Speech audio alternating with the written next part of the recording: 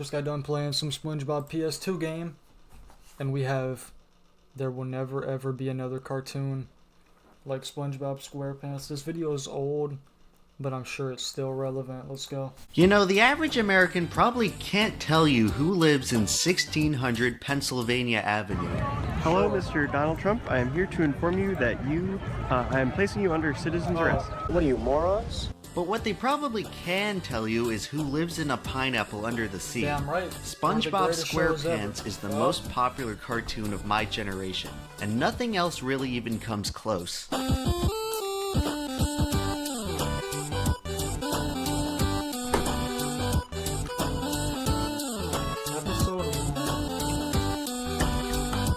Let's see what this video is talking about, because obviously SpongeBob, one of the greatest shows and cartoons, at least of my lifetime, so I like these breakdowns. Here's a challenge. Try scrolling through your typical social media feeds and see how long you can go without seeing anything SpongeBob related. There I am, Gary, there I am! You may find that it's pretty difficult because SpongeBob is absolutely everywhere. People post SpongeBob pictures from Tumblr to 4chan and everywhere in between. 100%. And even more impressively, almost all of the SpongeBob related references, memes, and reaction images you see are based on the first 3 seasons of the series, a stretch of about 120 episodes that most people would classify as the golden age of SpongeBob. I have been watching SpongeBob recently, and I'm not gonna lie, people do exaggerate how quote-unquote bad seasons are.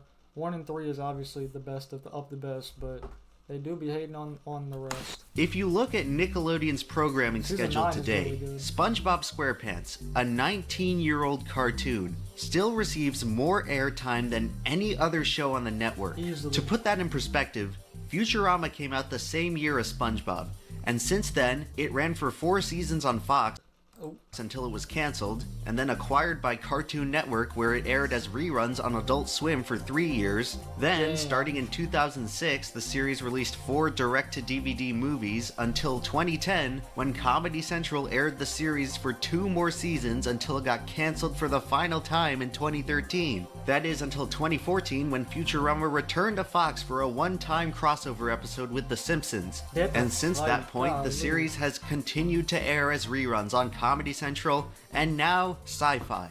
And during that whole journey, over all that time, SpongeBob has been continually broadcast on Nickelodeon.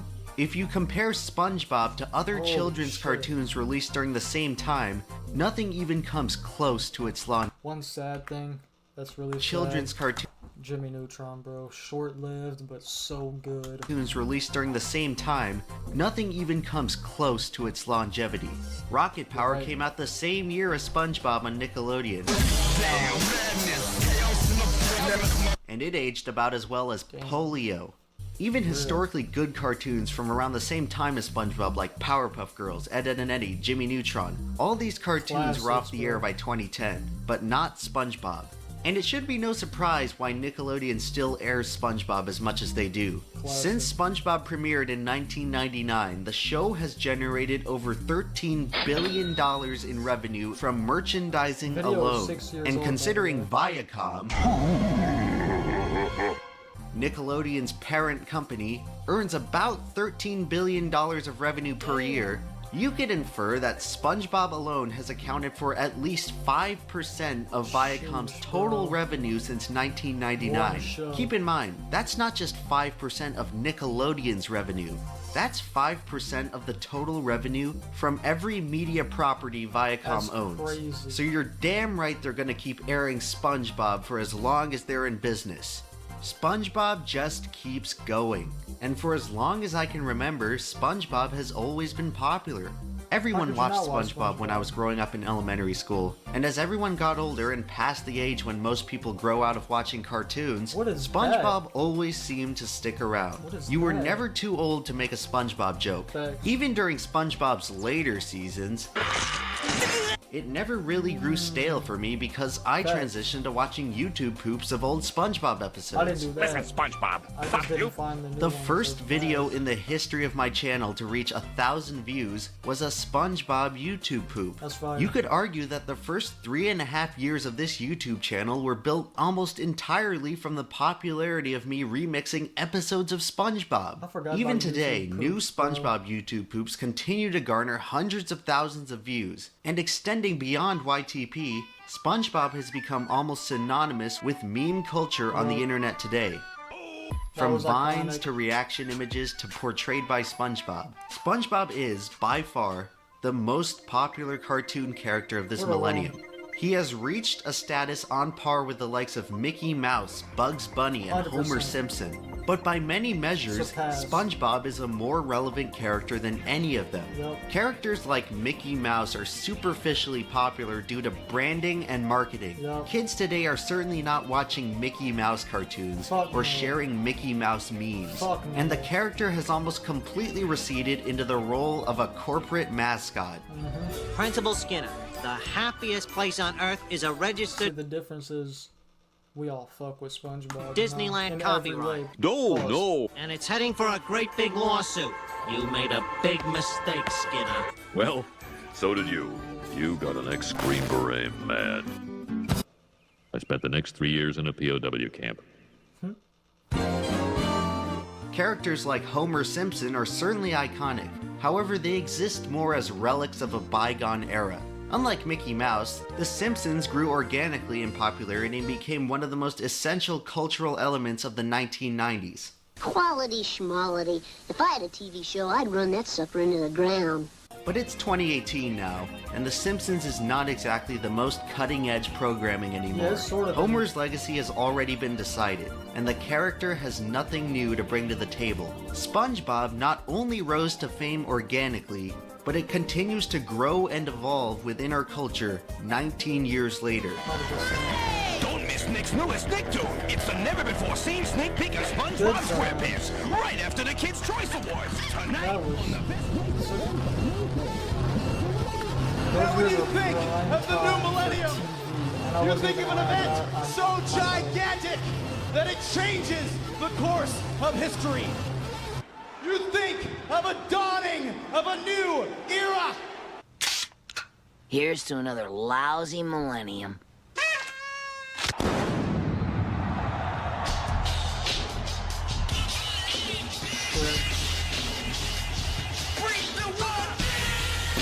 Downward spiral. The term millennial gets thrown around a lot these days, and I don't really buy it. a millennial? I think it's just a slippery blanket term invented by 40-year-old marketing people to describe young people who know how to use the internet. We're the first generation to have access to unlimited information. We don't fall for the same marketing tricks that corporations used on our parents, and companies can never figure out what we like because we don't know what we like. Actually, that's not exactly true. We know one thing we like, and that's SpongeBob. SpongeBob has somehow managed to become the most quintessential entertainment property among young people. This one show was able to crack the code of the most complex generation in history. In the entertainment industry, companies have invested millions in trying to come up with a character like SpongeBob. Every media company wants a SpongeBob, a character that becomes so popular that it practically prints An money for the icon. network. And ironically, SpongeBob wasn't created by a corporate think tank. He wasn't created by a fleet of overpaid marketing, public One relations, man. and diversity specialists. One The man. most popular children's cartoon of the 21st century was created by a marine biologist. Yep. I actually, for a while, studied marine science before animation. So when I started to think, well, if I were to do an animal show, what would I do? Not one about bunnies or dogs and cats. It would be about these sea animals that I really like, and somehow all that information sort of collided into one thing, SpongeBob. It's fire. But have you ever wondered why SpongeBob is so popular? You're probably thinking it's the humor. Practically every reference to SpongeBob today exists within the context of comedy. So many good I mean, memes. SpongeBob has so many funny scenes that you could probably quote word for word. The style of comedy is just so random, and zany, and unexpected. So is SpongeBob's humor really that much better than every other show? Well, no, not really, actually. Plenty of cartoons have a similar style of pacing and comedy, and they aren't nearly as popular. Sure. Maybe you could argue that SpongeBob invented this style, and similar cartoons aren't as popular because the audience sees them as discount knockoffs. But even if that were true, the difference in popularity between something like The Simpsons and Family Guy is far less than the difference between SpongeBob and a show like Chowder. Oh, yeah. Something else is definitely going on here. So what exactly makes SpongeBob stick out so much from other cartoons? What makes SpongeBob so memorable? What makes SpongeBob click? Well, to find out, I decided to watch some old episodes. I couldn't quite figure it out until I saw this one scene from one episode. Which one? Then, suddenly, it all made sense. But before I get into what I discovered, let me first preface it with a simple question. What's up? Who is the most important character in SpongeBob? Squidward. Now, you're probably looking at that and thinking, no shrimp, barnacle head. It's the character whose name is the title of the show. And yes, obviously SpongeBob is the face of SpongeBob, but is he really the most important character? No. Sure, he's an energetic and optimistic protagonist, but then again, so were a dozen other cartoon characters from the 2000s. SpongeBob alone wasn't enough to carry a show to transcendent popularity, so who was? Maybe you're thinking it's Patrick, and his hilariously idiotic quotes and moments. You got it set to M for mini, when it should be set... I'm gonna say why it's Squidward, and if you're a true SpongeBob fan, you would also think it's Squidward. He just brings it all together. He makes everything happen. To W for what? Good or But once bad. again, the dim-witted best friend character has showed up in a ton of other cartoons before Definitely and Cosmo. after SpongeBob, so Patrick is nothing special. Maybe you're thinking Mr. Krabs is the most important character, and how his ruthless penny-pinching greed is a brilliant commentary on how massive corporations are suffocating American society. The gentle laborer shall no longer suffer from the noxious greed of Mr. Krabs. We will dismantle oppression board by board. We'll saw the foundation of big business in half. We will send the hammer of the people's will crashing through the windows of Mr. Krabs' house of servitude. But to be fair, you have to have a very high IQ to understand the deep anti-capitalistic themes of Spongebob Squarepants. So Mr. Krabs probably isn't the character that gives the show the widest appeal. No. The most important character of SpongeBob isn't Mr. Krabs, Patrick, or even SpongeBob. Just say the obvious, The character that single-handedly makes SpongeBob work is Squidward Q Tentacles. Never watched this. And it might not be obvious why, but when I watched this one very simple scene from the episode Dying for Pie, all the pieces of the puzzle suddenly came together. This short, basic clip with no dialogue represents precisely why SpongeBob is such a popular show. Let's see.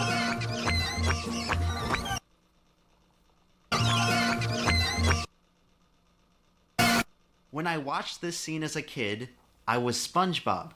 But when I watch this scene today, I'm Squidward. Yeah. You see, for kids that grew up watching SpongeBob, Tell it how it is. this show acts as a link, a connection, a time warp between our past and present selves. You're right. When we were kids, we all acted like SpongeBob. We were joyful, naive, That's why we wanted to enthusiastic, watch it, yeah. optimistic. Everything we did seemed like a new, fun adventure. Then, somewhere along the way, almost everyone turns into Squidward. Bland, cynical, pessimistic, trapped in the monotonous, never-ending routine of adult life.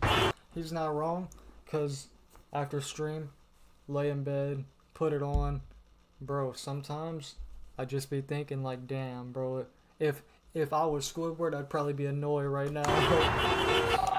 I don't blame him, you know? In case you've forgotten, here's how things work. I order the food, you cook the food, then the customer gets the food. We do that for 40 years, and then we die. I just put y'all on game, by the way. Get back to work, Mr. Squidward. Squidward Fiend Crabsburger Syndrome. What? Hey, SpongeBob? No rest for the Squicket.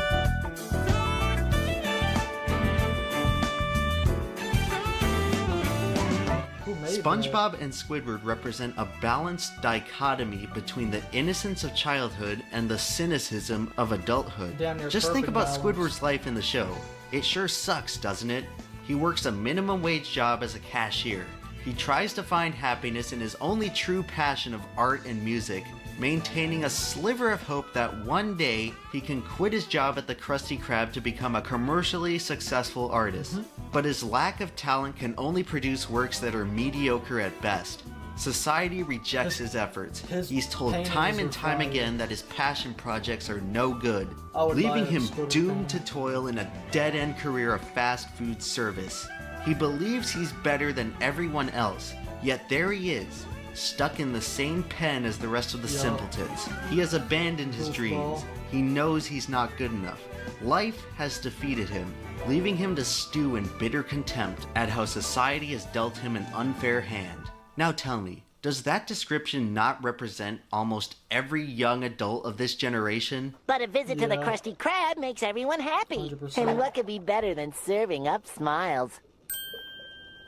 Being If I seen that shit on the way to work, bro, he's getting a punch right in the face. dead. It seems like most of us wish we could go back to being like SpongeBob. But do we really? If you strip away the bright colors, the wacky underwater setting, and all the weird anthropomorphic fish people, SpongeBob's life is just as depressing as Squidward's. He works the same dead-end job at the same fast food restaurant. He too has a passionate hobby that gets rejected by society. No one respects him. He's not tough. He's not strong. He's not cool. He can't pass his driver's license test no matter how many times he tries. SpongeBob's life is just as depressing as anybody else's. Just a word. And yet, through all of that, he keeps his chin up and keeps on trying. SpongeBob is the anti-Squidward, and Squidward is the anti-SpongeBob. I say SpongeBob finds happiness because of his pet Gary too. And their conflict Plays a is the big part. essential thematic clash of not just the show, but the lives of the audience watching the show. Some of the Actually. best and most memorable SpongeBob episodes of all time are the ones where SpongeBob and Squidward are best. involved in the same adventure. I don't know why they don't Let's do it look more. at Idiot Box, where SpongeBob is able to derive more entertainment from a yeah. cardboard box than Squidward can from the television that accompanies it. What a dummy. Eventually, Squidward unlocks the same enjoyment by learning to use his imagination. If you look at the plots of many SpongeBob episodes involving SpongeBob and Squidward, you'll start to notice a pattern. Squidward and SpongeBob have to do some common tasks. Yup. Squidward's cynicism clashes with SpongeBob's Then he feels enthusiasm bad. until ultimately, SpongeBob's childlike optimism wins out, and Squidward gets to experience a rare moment of genuine happiness, only for his misery to quickly reset for future It's episodes. relatable. But what about when the opposite happens? When SpongeBob experiences a rare moment of sadness? Yeah. Well, that happens in one of the most classic and popular episodes of all time, Pizza Delivery. It starts off as a typical SpongeBob and Squidward episode, with SpongeBob's optimistic spirit overcoming adversity and dragging Best Squidward along a episode marathon ever. delivery route. For the whole journey, think it's Squidward close. wants to quit. He doubts SpongeBob time and time again and even tries to sabotage the delivery at one point.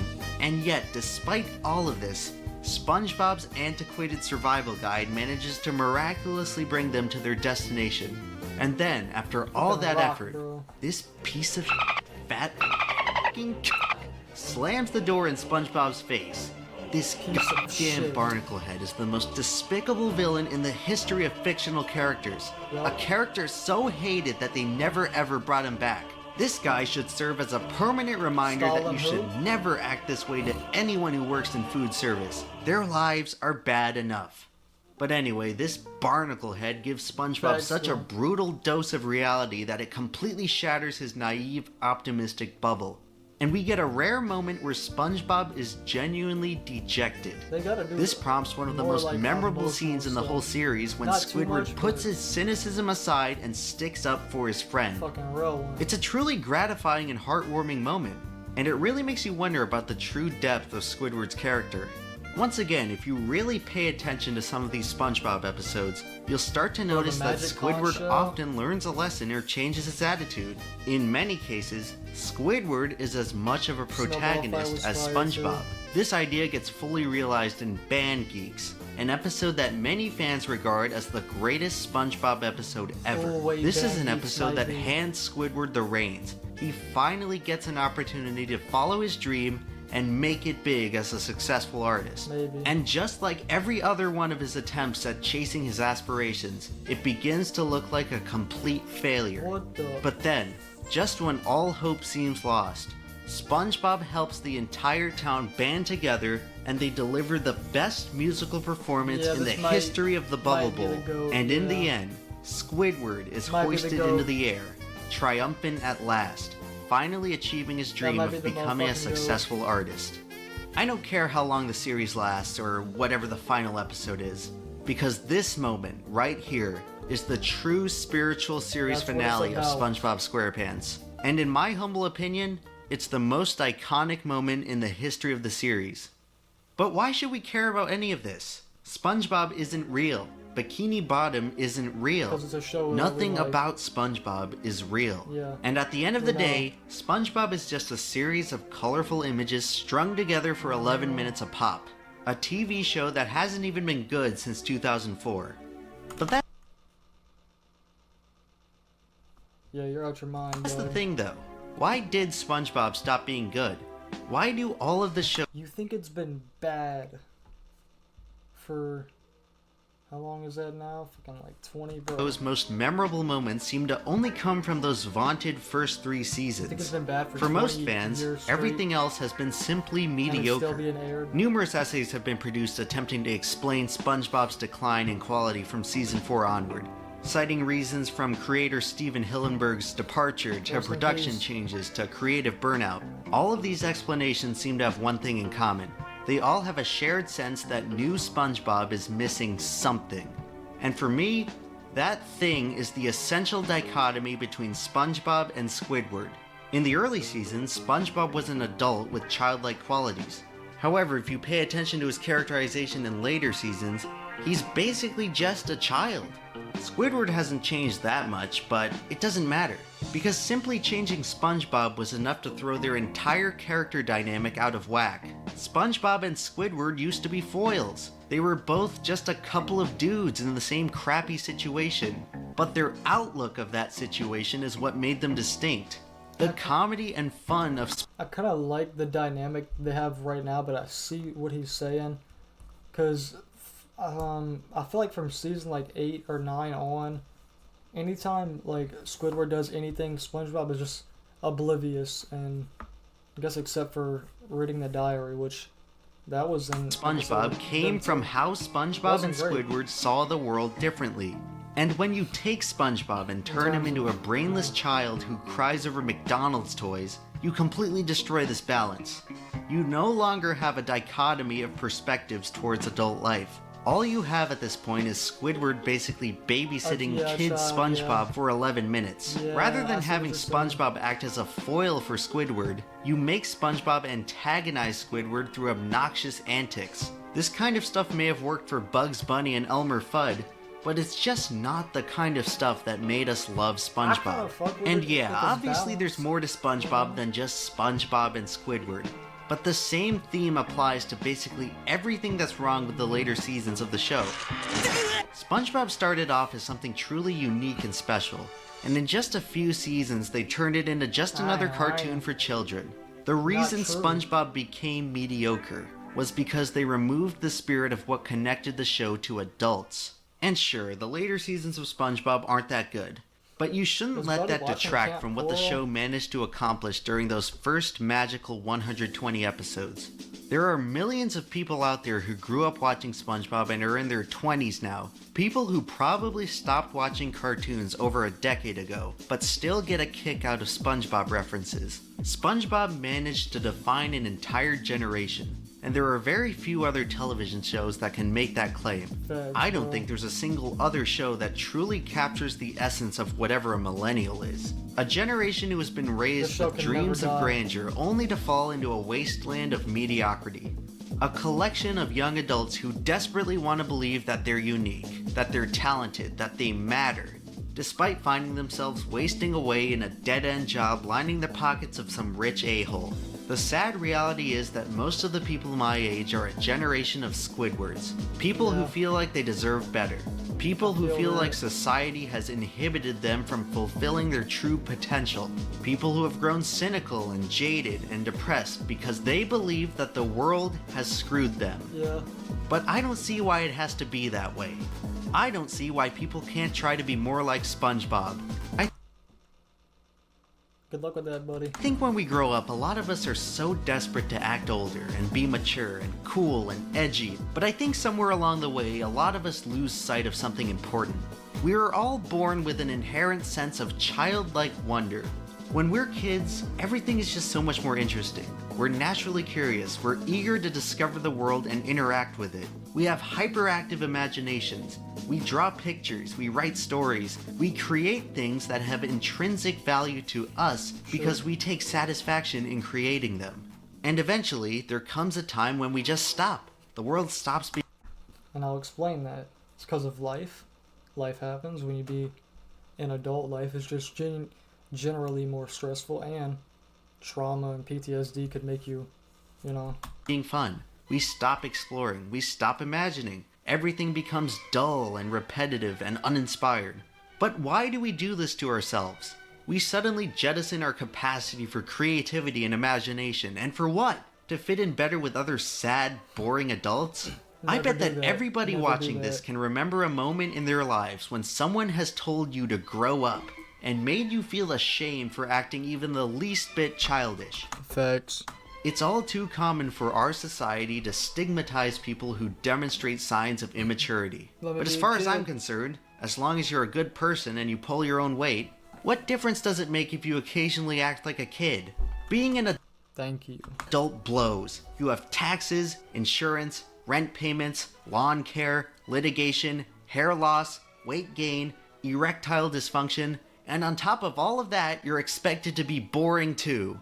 So excuse me if I'm unwilling to abandon my childlike sense of wonderment in exchange for those fantastic perks. You shouldn't have to buy into this nebulous perceived notion of maturity. As a matter of fact, most people don't buy into it if they're being honest with themselves. When you look at the comments of any YouTube video about I feel like it's not a choice in a decent amount of circumstances. Something more than 5 years old, you'll see people nostalgically fawning about the good old days. Well, yeah. It turns out everyone's in a race to grow up until they finally get to be grown-ups. Then, all of a sudden, they want to be young again. Some of these people have such a strong desire to return to the past because they feel like everything has changed for the worse. When realistically, the world hasn't changed for the worse. Yeah. Your outlook has. You've become a Squidward. And remember, no one wants to be a Squidward. And everyone should want to be more like SpongeBob. I don't care if you're the most jaded, cynical, edgy dude on the planet. You should still try to be like SpongeBob because SpongeBob has something that the Squidwards of the world will never have. Happiness. And that's genuine happiness. Yep. I guess what I'm trying to say with all of this is that you only get to be a kid for so long. Enjoy it. And yeah, the problem is, you know, most kids just want to grow up and be adults, and then once you're an adult, you know, every adult just wants to be a kid again. That's the problem with life. Even if you think you're too old, you shouldn't let that stop yourself from enjoying the same stuff you did when you were a kid. You shouldn't worry about those people telling you to act your age. Because that's just another way of telling you to be boring. Do what you want to do. So don't be boring. Go out and have some fun like a kid. Draw a picture, write a story, sing a song, watch some cartoons. Play some games. And if you happen to watch one about a talking sponge who lives in a pineapple under the sea, you can stop and appreciate it. Because there will never ever be another cartoon like it. Spitting, bro. It's spitting. And I will say his point about Squidward, I do think it is pretty accurate, but I think they do need a balance. Like when he like straight up just hurts him, I feel like that's not bad. They could balance that with with the emotional stuff, maybe. But I feel like they don't have to do it every episode, and even if it's, you know, a small bit, it's not. I'ma take it slow. Wanna keep it short, so I'ma let it blow. Riding around with drugs, I'm an evil soul. My heart's always broke, please just leave me alone. My heart's always broke, please just leave me alone.